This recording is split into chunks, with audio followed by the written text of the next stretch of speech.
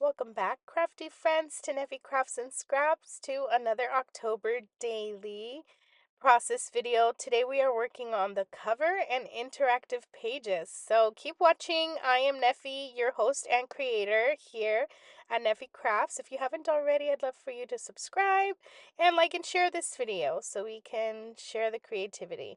So if you watched the last process video for October Daily, I started working on the foundation pages, on creating the ones that you are seeing here, and I introduced the album that I'm using. Today I'm going to actually start on the book, so I'm going to be kind of organizing these foundation pages in the order that I want to have them. And I am also going to be working on, I would say, technically 5 spreads today, and I am counting each half as a spread. Okay, so we're getting started in this book. In the last video, I also shared that this book is actually documenting my 2024 Halloween memories. So the photos that I do have are all from 2024. And if I finish this early, then maybe I can get started on 2025 this year, but we'll see. So let's get started, friends. I am working up what I call the cover page. And when you saw me flipping through these pages, I have not yet added any hole punch to the pages because I was waiting to just have something ready to go in there before creating the holes, because I don't know why, but I waited. But I basically, for this cover page, I used a black corrugated, is that the word? Um, Cardstock that I've had in my stash from Michael's. I think you could easily find this type of textured paper at Michael's or Hobby Lobby. And I cut it to size. Again, my size for this album, each of these foundation pages is 5 by 5. Some of them might be a little bit wider due to the trim that I've stitched on, but that is the basic size. And if anything sticks out, through the book, I think that just gives it a little bit more personality. So for this one in particular, I did stitch those cute little orange little pop trims, ball trims. Um, and all around, and I'm using just a bunch of ephemera that I have here to create kind of like a spooky scene. And my title for this book is Halloween Memories. And for that, I'm also using some of these stickers. You can see my little blue notebook there. I feel like back in the day, maybe they still do now, but they used to make a lot of these like 4x6 sticker sheets with a bunch of alphas. And I did manage to collect quite a few of them through the years. So I have a whole little booklet, and I looked for the correct color. And you'd be surprised at what you can still use, because those were like Christmas stickers.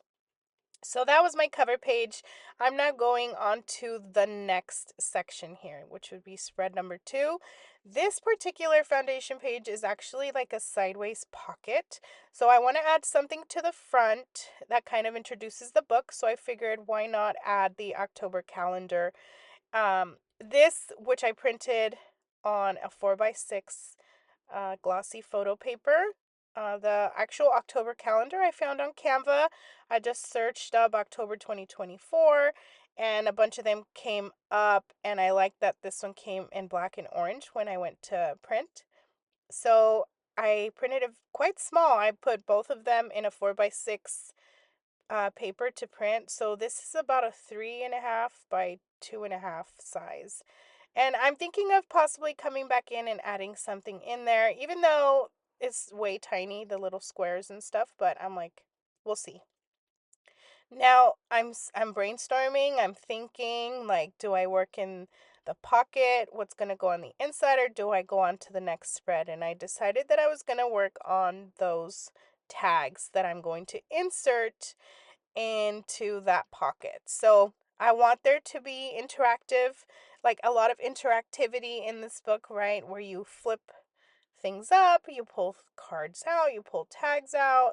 Just a lot of movement and a lot of interaction for when you're actually flipping through the book. I think that's what makes a mini album so special.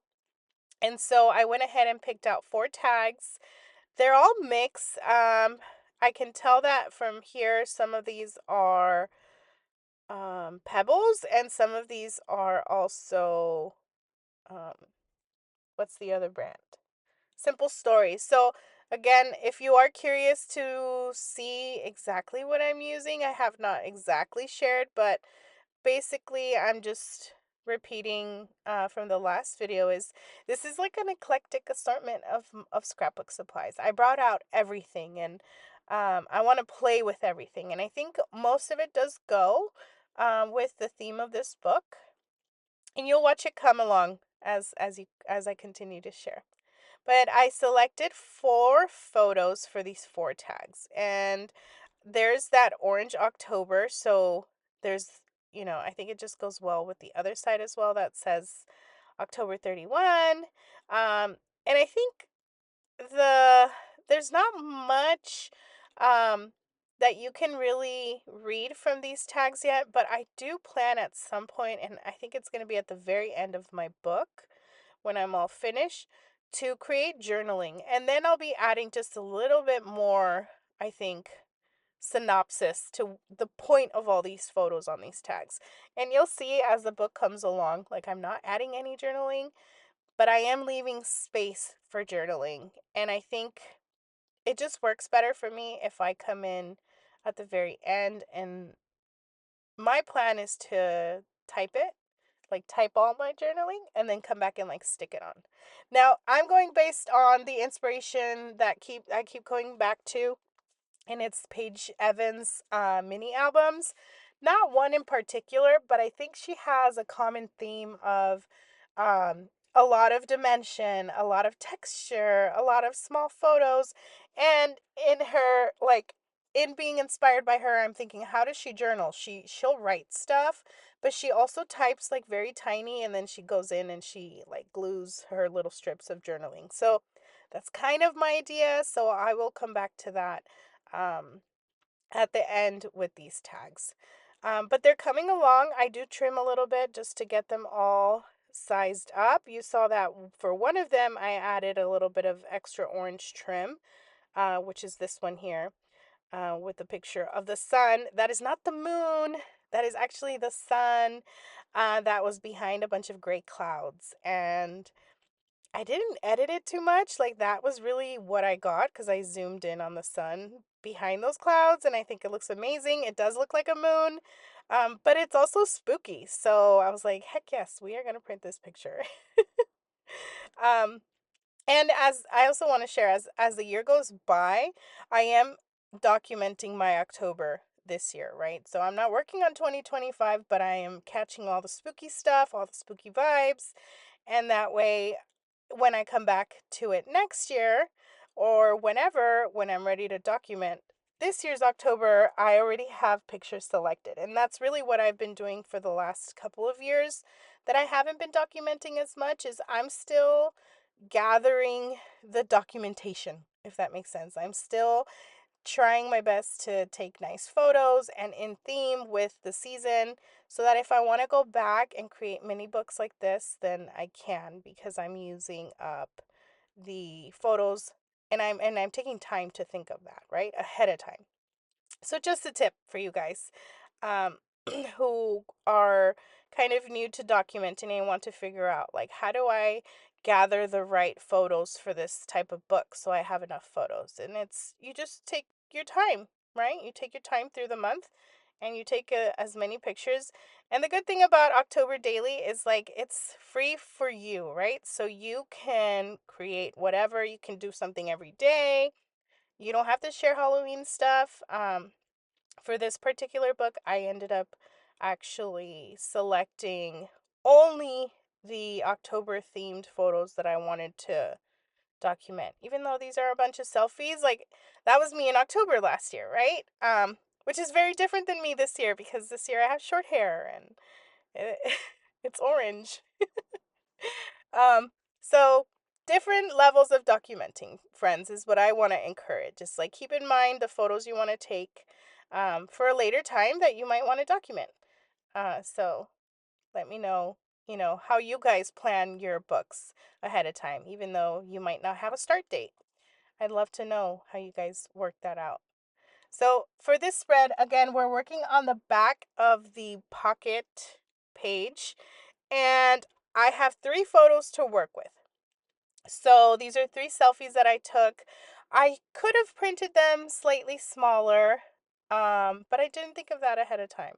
I went with the 4x6, and again, these are printed smaller. I mentioned in my last video I have an HP printer. It's very aesthetically pleasing to the eye, but it's not very functional because of many reasons, but one of the reasons is that it will print my pictures smaller with a border on the 4x6 photo paper, which is very annoying, especially if you want a 4x6 size or you're looking specifically to your, like, to size your picture a certain way. It's always trimmed. So these are not 3x4s. These are, oh goodness. Yeah, these are 3.5x2.5. So they're sized down. Anyways, they're still big, they're still large pictures. So what I'm trying to work out here is how I can create a flip page so that I can put at least 1 or 2 of these together. And you'll see how I managed to work that out. So I used a little bit of washi tape to stick those 2 cards together. And kind of like stack them. And then this is the top part. So I'm going to stick this down. This ends up going on the right side. And it's just going to do a quick little flip up, which I think is very cute. And then I realized, okay, that works. I like it on the right hand side there. But I still have 2 photos, right? So I'm like, okay, I just did a flip card, but I still have 2 photos that don't fit on this side.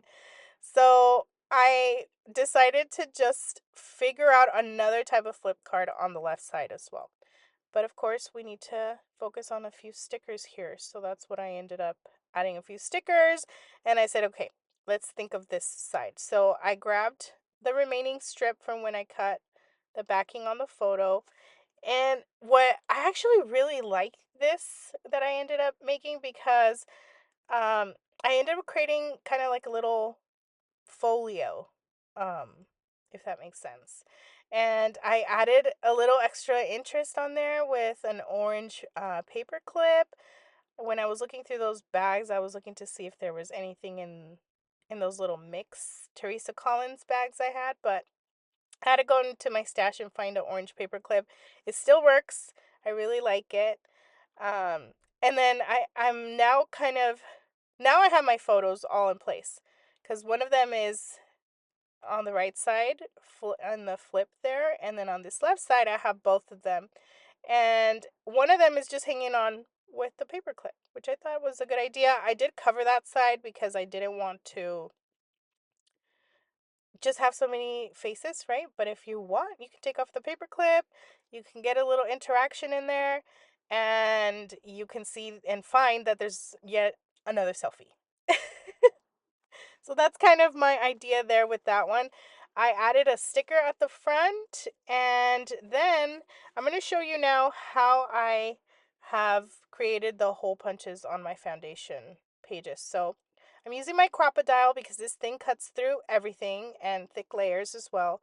And I'm using this Park Lane, but that was from Joann's, RIP Joanne. I'm still not over it. But anyways, I measured, right? And I'm using this as a template. It just helps me create the hole punches in the middle of each of the pages. And that's my little tool. I made it up and I think it works because I used it for the remainder of my pages. And I'm not hole punching each one at once. Like I said before, I'm hole punching them as they go in. The little folio had to be trimmed a little bit because it was not closing, and it worked out. It's the pictures still fit. I cut about 1/2 inch, and there's that sticker, so it's the little witch. So I love it. It's like you got the little potions and a magic spell book and the little witch folio. You open it up, there's going to be journaling, there's going to be pictures of me, and on the flip side there'll be more journaling. You flip it up, there's more pictures. So I love that. I love the interaction there. And these are the foundation pages for today, friends. I had a lot of fun working in this book. I already have more pages in there as I have been kind of working ahead in finishing it up. But I am going to be leaving you with this, friends. Here are some close-ups. If you want more details, I did share a blog post, so I will link it down below. And also follow me on Instagram. I am at all the neffiness with a Y on Instagram. You'll see it here. And also Neffy Crafts Co. So I love to have you guys join me in the community online. And thank you so much for watching today. I'll see you in my next video. Bye, friends. Stay spooky.